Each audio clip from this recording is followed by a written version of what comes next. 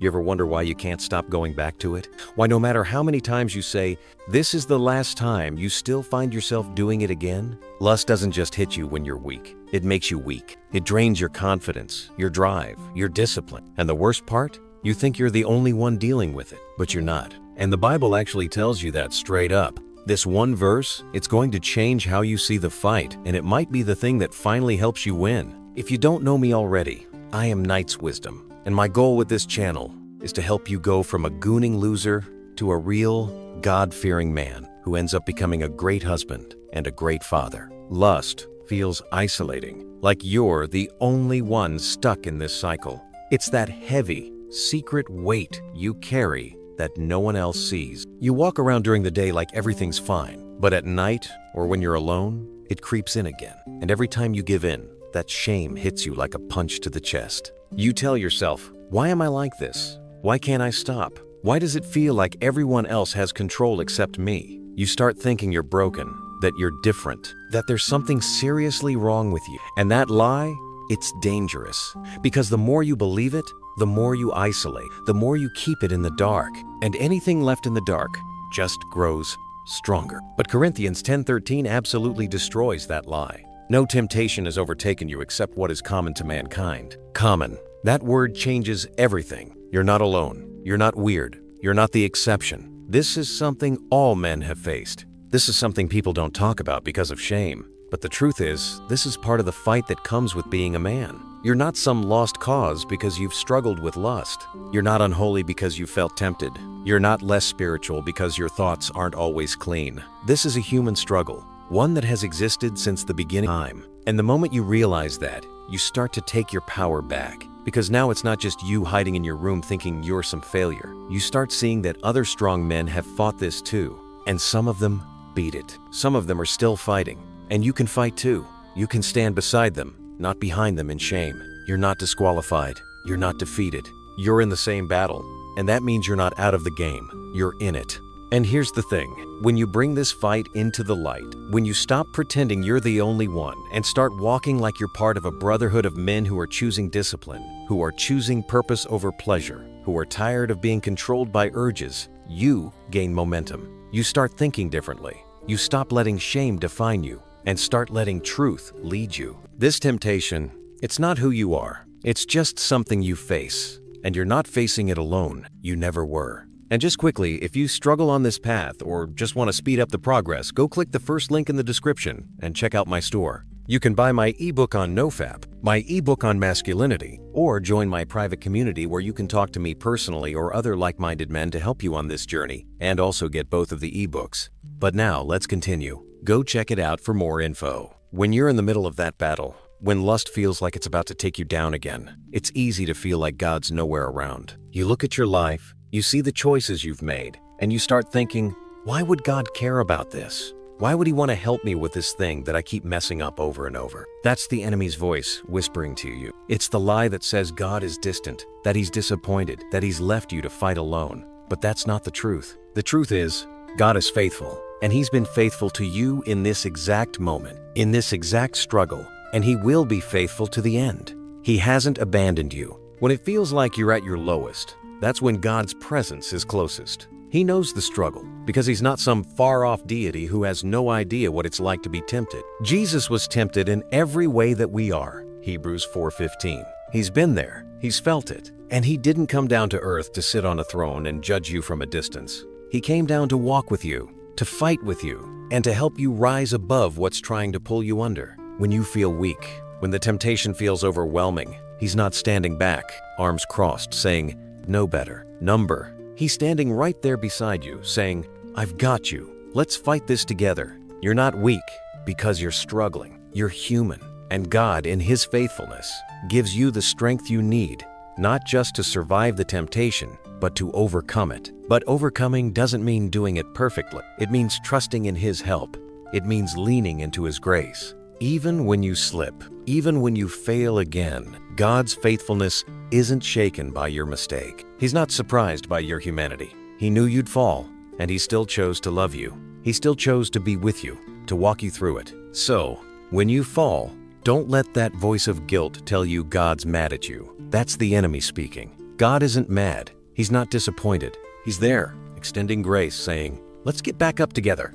Let's try again. Remember this. God didn't send Jesus to die for you, only to leave you to fight this battle on your own. The fight's hard, but you don't fight it in your own strength. You fight it with God beside you, and He's always going to give you a way out. 1 Corinthians 10:13. Every time you feel weak, He's not going to let you face it alone. His faithfulness means that even in your most tempting moments, He's right there, ready to help you find that escape route, ready to strengthen you, ready to hold you up when you can't hold yourself up anymore. So, don't believe the lie that God's not there. Don't let the enemy make you feel like you're too far gone. God is faithful, and He's standing with you, not judging, not condemning, but helping. His love is stronger than any temptation. His strength is greater than any urge. And when you trust in that, when you remember that God is faithful, it's like you tap into a power that the enemy can't touch.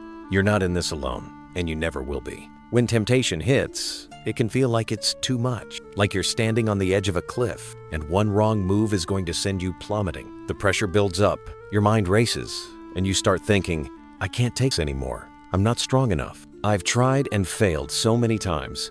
There's no way I can resist this now. That's when doubt creeps in. You start believing that you're powerless, that you're weak, that the temptation is too big, too strong for you to handle.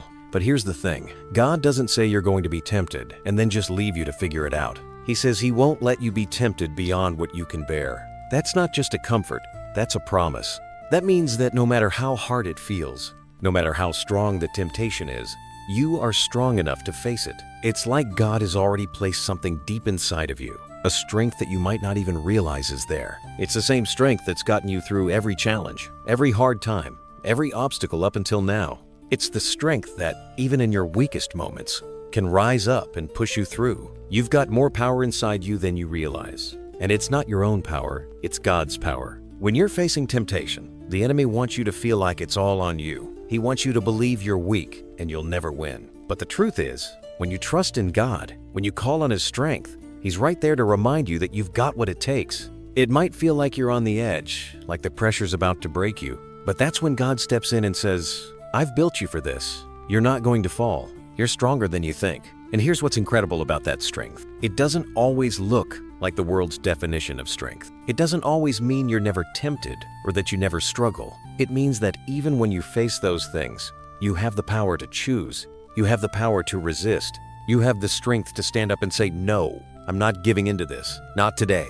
And each time you make that choice, that strength grows. It gets stronger. It becomes a muscle that you build over time. The more you rely on God's strength, the more you realize how much power is inside you. The power to resist, the power to overcome, the power to walk away. You might not feel like a superhero in the moment. You might feel like you're losing ground, like you're too weak to fight it off. But God says you're not. You're stronger than you think. Because this battle, you're not fighting it alone. And with Him, you are more than a conqueror.